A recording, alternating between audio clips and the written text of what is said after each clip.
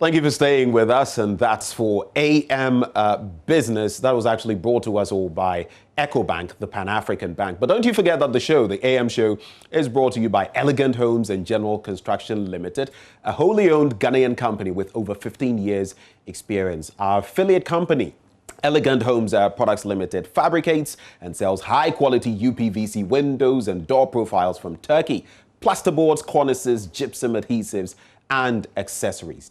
We have luxury residential properties in prime areas, for example, East Legon, and we also construct properties in other parts of Ghana. Elegant Homes is now selling 3, 4, 5-bedroom executive detached houses at its gated community, Elegant Courts at Katamanso off the Adenta Dodowa Road in Accra. The project has solar street lights, underground sewer systems, 24/7 security, tarred roads, constant flow of water, estate management services, and a recreational area with a tennis court, playground, swimming pool, and mini shops. So if that's what you're looking for, they have exactly that for you. Clients have the option of choosing from our wide range of architectural designs and have it modified for them if you want to customize. You can also request tailor-made services where we build to suit individual taste. Our houses are built to the highest standards, and we ensure that the finest of materials are used to give you excellence, luxury, beauty, and value for your money. Our properties can be located in East Legon and Elegant Courts at Katamanso. The numbers to call 0244 699 053. You can also call 0248 974 428 and also 0576 597 419. So that's it with Elegant Homes. You should actually reach out to them. But coming up next on the show, the Motor Transport and Traffic Directorate of the Ghana Police Service has announced that 6 roads will be closed on January the 7th, 2021 as part of security measures for the inauguration of President-elect Nana Addo Dankwa Akufo-Addo's second term. Superintendent Dr. Samuel Sasu-Mensah is Director, MTTD Operations. Let's listen to him. Bakone Usu Cemetery, traffic light local street. Say council a case Zudia say Castle Road say free AU circle Echo Usu Cemetery traffic light and also yebetum. Crossroad every crossroad Echo Starless 95 Street and also yebetum. Independence Square bang. Akna ewo hini Jan Stadium nonso ehonso ehobeka na council so say Abdul Gamar Nasir Avenue ebenga na Institute of Journalism kwan so nonso ohonso so yebisi no bebi abuku bia yesi kwan no be hu say police for honom nti omu bisa o ma ombekire bebi a omfa omu kita invitation cards and say accreditation omu pe na police for ema mu matwam akọ bebia ye beye dwumadi no na ye se ye kaka ye ka parking so a ye de parking zone bebi obi a be park the car no ya chiachire ama omo a ahọhọ wa meba ne se ne be ya mo cars na be park no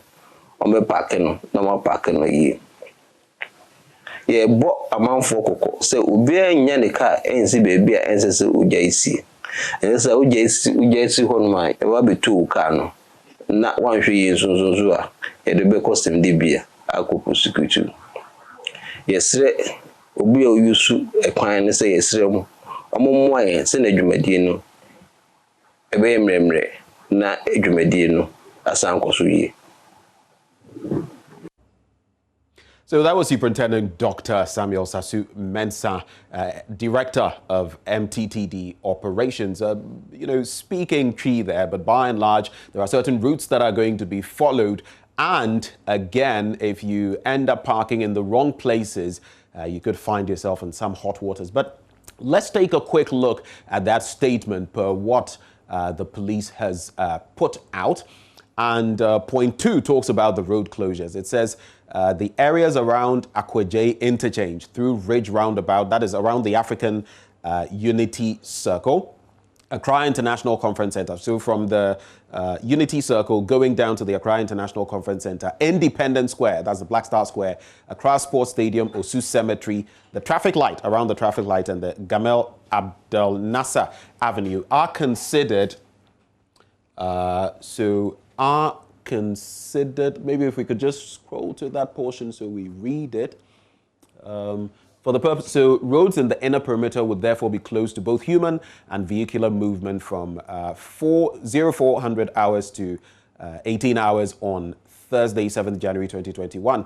Specific description of the roads and landmarks of the inner perimeter from the direction of the Kotoka International Airport to the State House, which would be closed to the public, are. So note, from the Akwaje interchange on the Independence Avenue towards the Ridge roundabout. Then there's from Osu on the local road towards the Starlets 91 Road or Castle Road to Ridge roundabout. That is from the cemetery area, the cemetery traffic light towards the Accra Sports Stadium and also the ministries. Independence Square and also towards Castle Road to Ridge roundabout.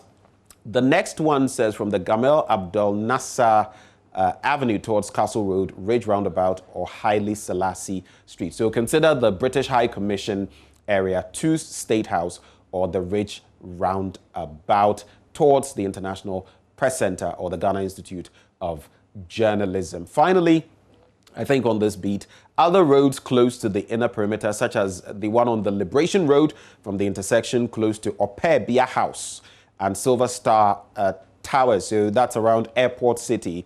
That's the complex through to 37 Military Hospital to Akwaje interchange on the Liberation Road may also be closed at certain times of the same day. So for that, radius, it may be closed at certain times of the day.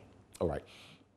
It also talks about limited access through certain roads and vehicles of VVIP expected at the event being issued with passes and more. And there's also this bit I think I should add about a road diversion.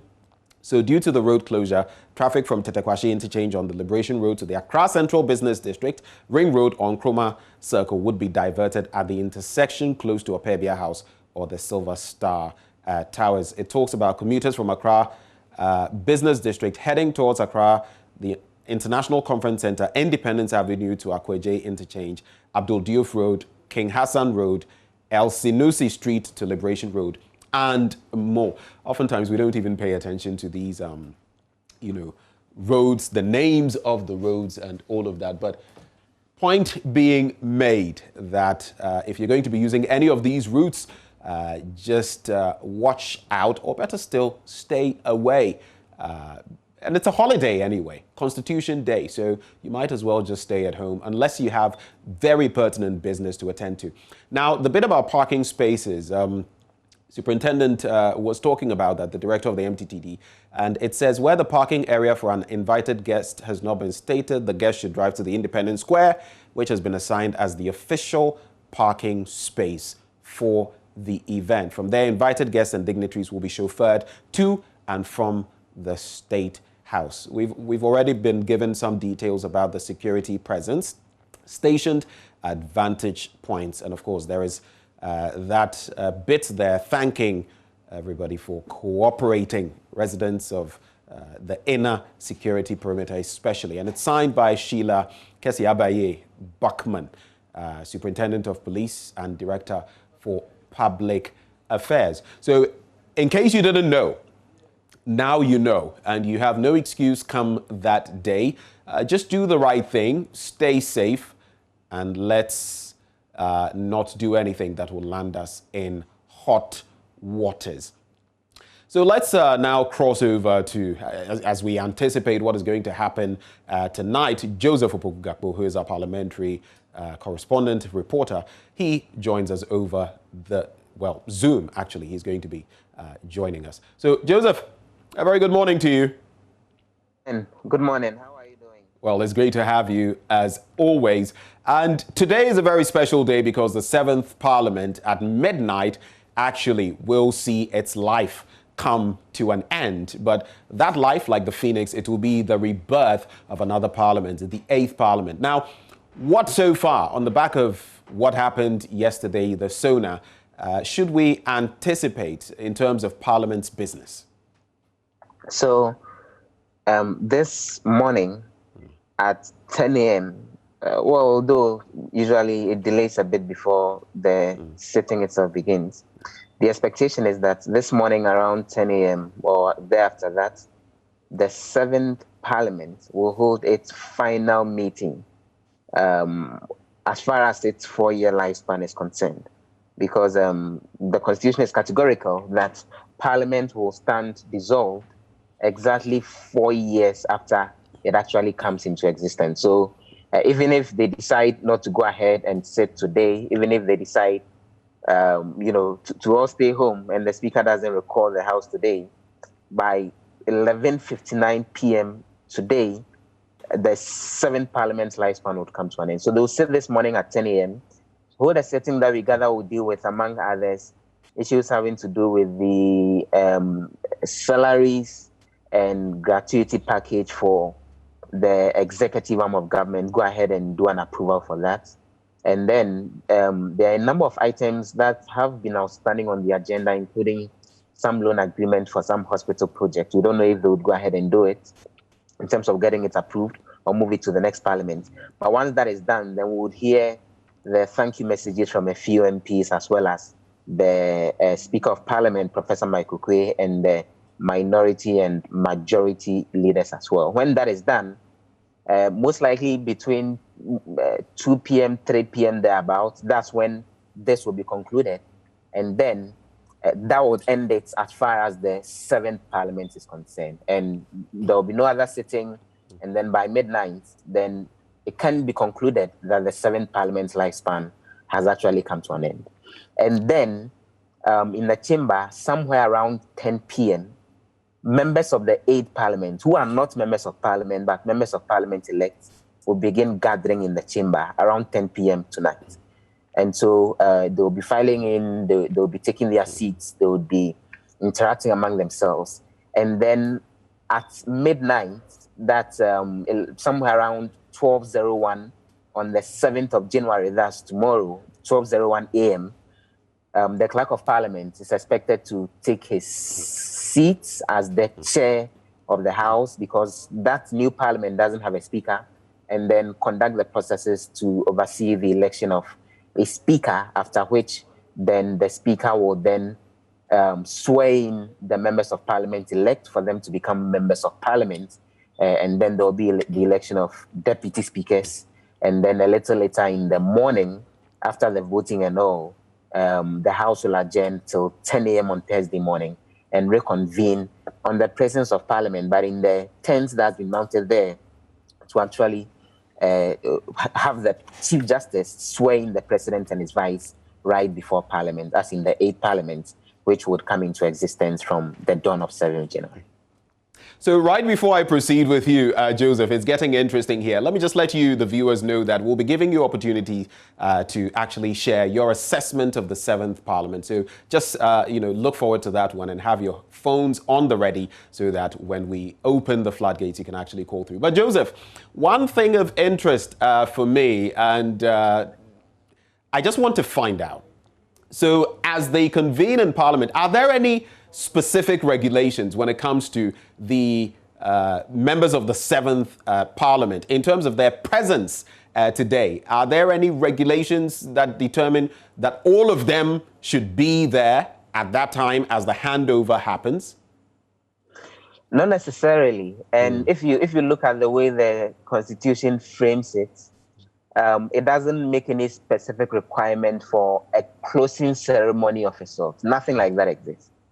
So what will be happening today is a regular sitting of Parliament, like any other day as they've done over the last 4 years. Just that once that sitting is done, they can't come back and sit. So there's no requirement that all MPs should show up. It's just by convention that then we then have the closing addresses being given by the leadership of the House. But there's no ceremony to close the House. MPs can choose to show up or not to show up. There's no requirement. There's the space for an opening ceremony of any Parliament with the election of Speaker and the swearing in of MPs and all. But there's nothing like that as far as exiting is concerned. So it's not so much of a handover, if I could use that terminology too. It's more of the life of the 7th Parliament coming to an end, and as you rightly said, the birth of a new one the day after.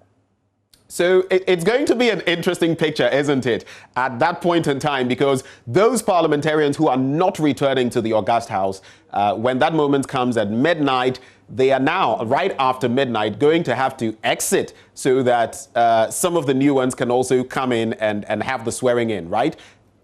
So that's why there's a huge space of between most likely 3 p.m. this afternoon and midnight when the next parliament will convene. So around 10 a.m. this morning, when the 7th Parliament, which is the outgoing parliament, sits, they are expected to eventually conclude any outstanding business they have, and the closing addresses by the leaders, most likely around 3 p.m. thereabouts. And when that is done, then they go home, and they are not expected to then have a space back in the chamber. You can only come back if you've been elected again, as far as the 8th Parliament is concerned, and that would happen around midnight tonight. So there's that huge gap of 9 hours, during which the clerk and the staff in Parliament will do a rearrangement of the seats. They will then do the name tags of all the MPs and put on their seats. As far as the 8th Parliament is concerned, they will spend the rest of the hours later today doing that. They will then go ahead and put together the papers that will be used for the balloting as far as the election of a speaker is concerned, and all of those details of it would eventually be cleared up before the 8th Parliament begins its sitting sometime around 12 midnight Thursday morning. Well, yeah, 12:01 a.m. Thursday morning, I should say. Right. Now, another interesting bit has to do with who the speaker is going to be, whether it's going to be Professor Aaron Michael Quay, who is retained at the Right Honourable Speaker. And now we see the NDC side finally coming through with a proposal for, Honourable Bagbin, who is one of the longest serving, if not the longest serving currently, to also, push for that slot. Give us the dynamics with regard to that and what the MPs have been sharing with you. And so the NPP side is proposing Professor Michael Quay, who has been Speaker over the last 4 years, to take over as the Speaker in the 8th Parliament. The NDC is proposing second Deputy Speaker Alban Bagbin, who's actually the longest serving MP. As we have it, he's been around since 1992. If you read the Constitution and the standing orders, it's categorical that when there is more than one person seeking the position of Speaker, there has to be a vote, and it has to be a secret ballot. So if you read the standing orders, it says, and I'm quoting, let me just run you through this: there shall be a Speaker of Parliament who shall be elected by the MPs from among persons who are MPs or who are qualified to be elected as such under the Constitution. And then it goes on to say that when the election has to be happened, prior to the election, the clerk shall act as chairman of the House, as in the Clerk of Parliament, Cyril Ansah, who is the current clerk, who will do that. And then what will happen is that an MP, and in this case, a member of Parliament elect, will go ahead and propose a name. So he'll go like, I propose that, let's say, Alban Bagbin do take the chair of this House as Speaker. And then that's a motion that he's actually put out on the floor. And then he has to be seconded by another MP who would say, I second. Then would have the NPP side as well, someone from there make a proposal. I propose that Michael Quay do take the chair, then it's seconded. When that is done, then the processes require that, if it's, in this case, if it's only one person, then it can be concluded that that person has been duly elected. But in this case, it will be two people. So the standing orders make the point that when more than one person is proposed as a speaker by a motion, the House shall proceed to elect the speaker by secret ballot in accordance with provisions of the orders of Parliament. And so it goes on to say when the nominations have been received, the clerk will announce those who are contesting, and then an officer of Parliament will give to each MP elect a ballot on which that member will write the name of the person that he wants elected as Speaker. Now it says a member can only vote for someone who has been duly nominated. And then each ballot paper, and I'm quoting from the standing order. So it looks like the drafters of the standing orders were not joking at all when it comes to the election of a speaker. They spelled out the processes to the very letter. It says each ballot paper on which a name is written shall be folded so that the name written on it cannot be seen. And then it goes on to say the ballot paper shall then be collected by an officer of parliament and counted at the table by the clerk, who shall then declare the result. And so where two persons are proposed and then the voting is done, then the person who gets the greater votes will then be announced as the speaker. And so then it goes on to give details of how when you have a situation where there are more than 3 people who have been proposed, and in fact, in this case, you need to have the votes of more than half of all MPs. So if there are 3, so it's virtually like more 50% plus 1. So if there are 3 people who've been proposed and one is ahead, but no one gets 50% plus 1, then the top 2 would have to go into another race, and then until someone then wins and gets more than 50% plus 1. But this time around, we know it's 2. But just make the point that if there is a tie, the standing orders are categorical that they would have to go through the process again and again until eventually someone ends up getting the said majority, and then that person will be declared as speaker by the clerk of parliament, who will then be sworn in so he can take over and swear in the MPs themselves. Right. So pretty thorough what the standing orders say. And it's very interesting that bit you brought in about a tie, especially considering what we're going to be seeing in the 8th parliament. So if any MP, let's assume the independent candidate, now member of parliament elect for Fomena, let's assume there was some issue with his ballot that was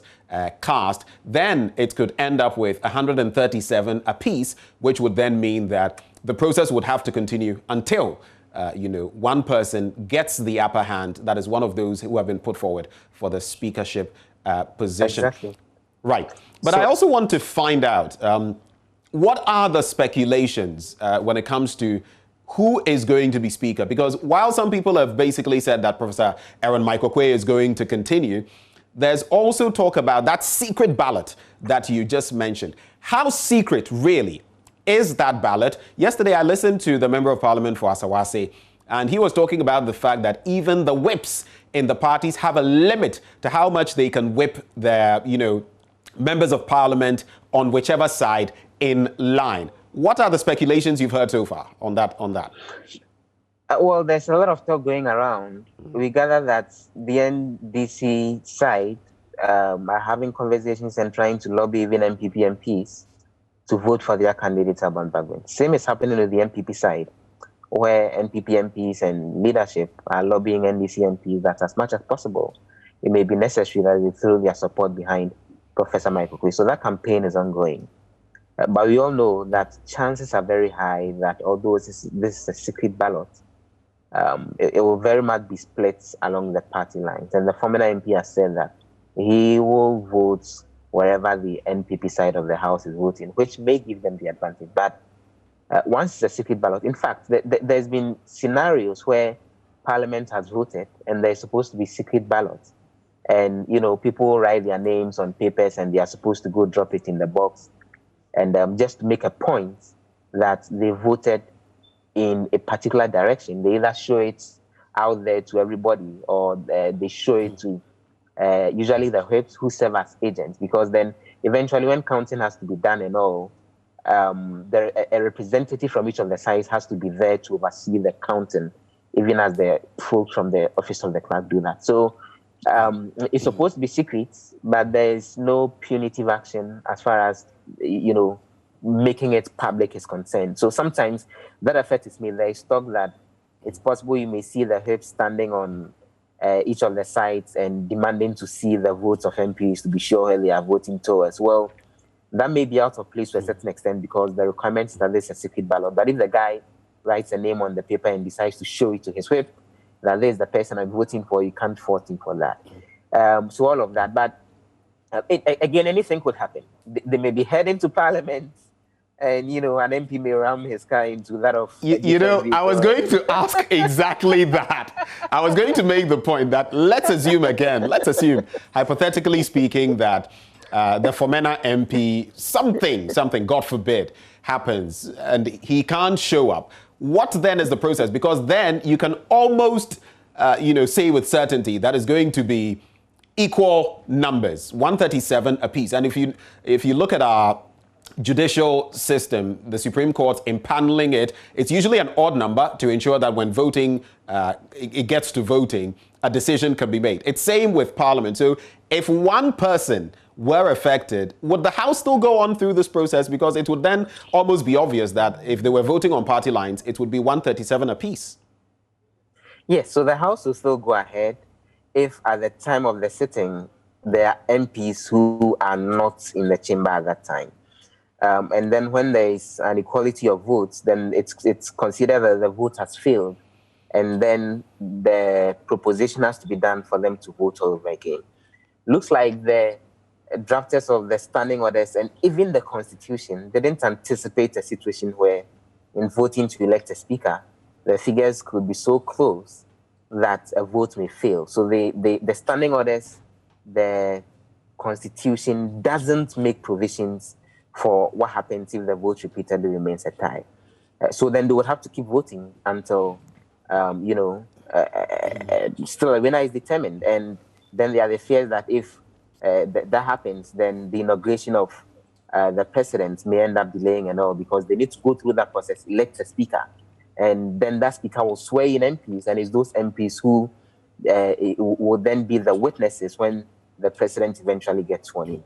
Maybe after one or two situations of ties, some other institution may have to intervene and dialogue so they come to a consensus and then agree on how the way forward will be. Otherwise, then the drafters of the Constitution and the standing orders don't make any suggestions on how ties could be broken when there's an even number as far as those who vote are concerned.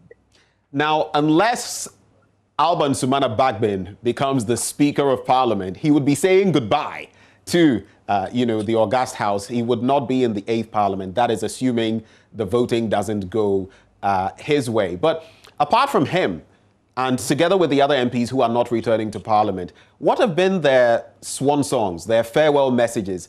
Have any of them been sharing any thoughts with you in recent times, now that they are not coming back to Parliament? What have they been saying, if any? Generally, in interviews with a number of them, I've been speaking to some of them, including the chairman of the Defense and Interior Committee, Sefe Champong, the Kumbungu MP, Ras Mubarak. I've been having conversations with Clement Kofi Humado, the outgoing MP for Anglo, Richard Koshiga, the outgoing MP for Keta. Essentially, a lot of them make the point that they came, they served, they are done with their work. They look forward to serving the nation in other capacities and catching rest, especially for some of those who decided that they are not returning, like Richard Koshiga and Clement Kofi Humado. They didn't contest their party primaries, they didn't contest in the general election. There are the others who, and same is the case with Alban Bagbin. And then there are the others who tried to come back, but they were not elected to come back. They would have loved that they were part of the 8th Parliament. Everyone talks about how the 8th Parliament will be a very interesting one, and it will be one that will be not only historic, but drama and action filled that everyone would have loved to be part of. But they all make the point that they look forward to supporting the country's democratic processes, even from outside Parliament, and they look forward to a lot of the new ones, bringing in the energy and bringing in fresh blood as far as the conduct of business is concerned. And it's a major source of concern how a lot of the MPs are leaving. At our last count, there were at least 122 of them out of the 275 who are not returning. So we have at least 122 new MPs who are coming in. We then raise the question about whether the quality of debate may dip or that they will be up to the game. But my observation again is that although a lot of them are new, we're having a situation of a lot of them having quite some experience when it comes to politics and governance broadly. The likes of Mohamed Amin Anta, who is coming in as a Deputy Minister of Energy, but he's a new MP. The likes of Samuel Jinapo, he's worked at the presidency, now he's coming in as an MP. there are a number of such names who necessarily may not be, they are new timers, but they are not new to politics. The CEO of the Free Zones Authority, Michael Ochibefi, his deputy, the MP for Toulon. There are some of them who are returning as MPs who've been out of the House and are coming back. Mohammed Mutala of Tamale Central, the famous Cletu Savoka, a veteran, a former majority leader, he's coming back, and all. So the new faces, to a certain extent, the high attrition rate is worrying, but very strong folks with very interesting track record and experience are coming to the House, and we look forward to how they would help beef up the debate on the floor and approval of various government businesses in there. Now, Joseph, let's talk bipartisanship. I do recall on the day when the election results for 2020 were declared, His Excellency the President-elect did talk about the fact that Ghanaians had voted in a certain way and that the two parties would have to work together, especially in Parliament. Then again, yesterday, he continued on that tangent talking about the bipartisan arrangement. In fact, one of these think tanks says about 8+% of what he said was focused on the bipartisan arrangement. But we also know, I listened to an MPP MP yesterday talking about the fact that when you talk bipartisanship, it does not imply a sharing of power. We've heard John Bwedu, General Secretary of the MPP, talk about the fact that indeed, if the NDC does not behave, in quote, a repetition of what we saw in 2004 would actually occur, where we had Freddie Blay come in as one of the deputy speakers, in which case the NDC would actually be deprived of any of the slots when it comes to the deputy speakership positions. Now, has that changed any? That sort of, arrangement or that sort of underlying tension in Parliament? Is there any willingness from either side to give away something, to not go down this road? For now, honestly, it doesn't look so, because, the NDC side is contesting the legitimacy of Nana Addo Dankwa Akufo-Addo as president. We've gotten wind of it that they may not show up for his inauguration tomorrow in Parliament House. And you recall the NPP did same in 2012 when they contested the results of the 2012 elections. They boycotted the inauguration. The minority MPs didn't show up. They didn't end it there. When it came to approval at the Appointments Committee and in Parliament of President John Mahamat's ministers, they boycotted it until the election petition was done. We foresee a situation where the NDC is likely to do same against Nana Addo Dankwa Akufo-Addo. Then, the whole push for consensus building by partisanship is virtually thrown out there going forward. And especially when the minority has insisted that Techiman South is theirs, and they think that the majority leadership is being stolen from them. They've used that word repeatedly, that through corrupt, violent, and other Machiavellian means, the NPP is trying to steal their majority in Parliament.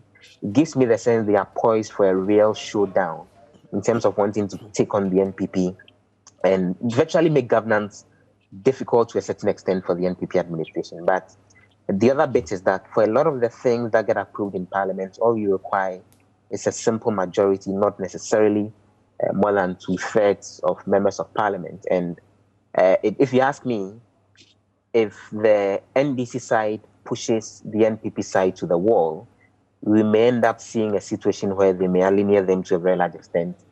Because I get the sense that whether you have a 60+ working majority as it exists in the current Parliament, or you have a single majority as will exist in the 8th Parliament, all you need is control of the leader of government business, who is the majority leader, and the speaker, who, once he's on your side, if the NPP thinks that they don't have the figures in the House, they postpone the vote until a time when they're able to marshal their figures. If they think the House needs to vote on something and the processes would not favor them, they are just sitting until the next time.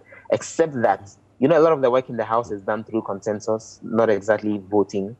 For example, the voting we'll see tonight, tomorrow dawn, may span like 2 hours thereabout, because every MP has to be called individually to come to the floor, to come forward and then pick a ballot and cast it. With this process may last for 2 hours and a half hours, if I'm not mistaken. Now, everything in Parliament gets approved by voting. Just that most of the times it's just a yes or no vote, the voice vote it's called. And Parliament votes on like 20, 30 things on a regular day, including approving the minutes of the previous meeting, including approving whether to accept to continue business. They approve like 20 to 30 things, on a regular day. But so can you imagine a situation where Parliament is sitting and they are voting on very minute items, like approving their minutes for the previous day, and the minority invokes the standing order and says there should be a division, there should be a vote, a real voting, which will last for 2 hours plus. Virtually the business of the House will be ground to a halt, because on daily basis they vote on things between 20 and 30 times, just that most of the times it's a voice vote. So imagine the minority deciding to invoke the standing orders and saying, let's cast the ballots on each of them. The House will virtually come to a standstill. So right. One way or the other, the compromise has to be found, so that then business of the House doesn't get delayed and grounded unnecessarily. Okay, there are about 2 more issues I want to run by you, but the other one would be about how historic the 7th Parliament has been. And you can talk about the bills they've considered on the floor of Parliament, those that have been passed into law, some interesting ones there. And again, we can also look at the walkouts staged by the NDC. Prominent among them, that walkout are in the course of the SONA in Parliament, I believe the 3rd or so, when clad in black, the members of the NDC actually staged their walkout. And again, the one after the Ayawaso West Wogon by-election. So it's a 2-pronged question. Tell us a bit about the history of this Parliament in terms of the unique things, tied to the 7th Parliament. And again, I would like you to share with me some of your memories of some of those walkouts on the NDC side, Joseph.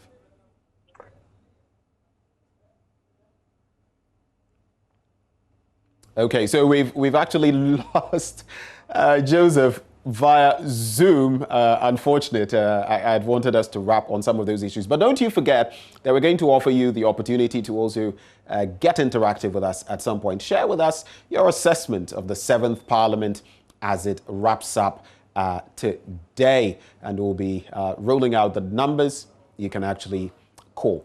Okay, so we have Joseph back. And so I don't know whether you heard me earlier, but Joe, so very quickly, I want you to look at what stands out when it comes to this 7th Parliament of the 4th Republic.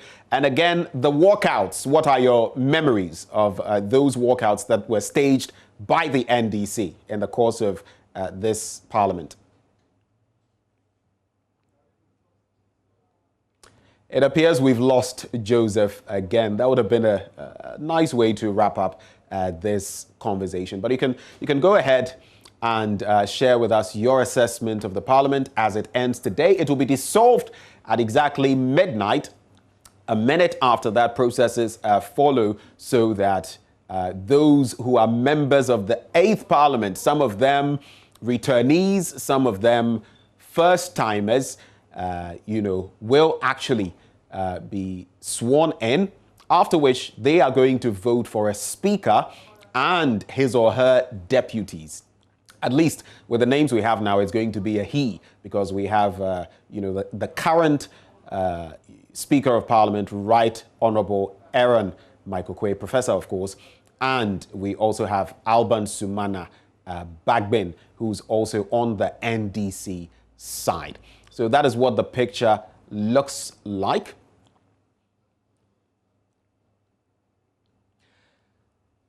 So we're going to do this. We're going to cross over to Parliament, and South Dai MP Roxanne Dafiamekpo is, with her. There's also Sethe Champong, outgoing MP for Mpaeso, who also is the chairman of the Defence and Interior Committee. It's a conversation on, the life of this Parliament and moves going forward. Some of those very things we've been discoursing on with Joseph Opoku Gakpo.